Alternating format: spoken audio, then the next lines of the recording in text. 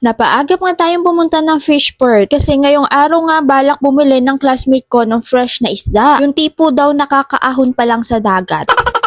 Kasi naman daw yung mga nabibili niya ay hindi na raw fresh. Lalo pa nga at pinapang-stock niya nga daw ito sa bahay niya. Shoutout pala kay Ma'am Ria na nagustuhan yung mga huling isda ni Papa. Napanood kasi ni Ma'am Ria yung ating mini vlog at hindi ko rin naman inaasahan na kukontakin agad tayo ni Ma'am Ria. Kasi naman gusto niya daw makasigurado na talagang fresh yung kanyang mabibiling isda. Ano oras na nga ay wala pa rin sila Papa. Halos nga nalibot ko na ang buong fish port. Na-observe na rin ng isip ko ang mga nangyayari dito. Dito kasi uso yung mga bulong-bulungan. Dito ka nga makakapansin ng bulungan pero maingay.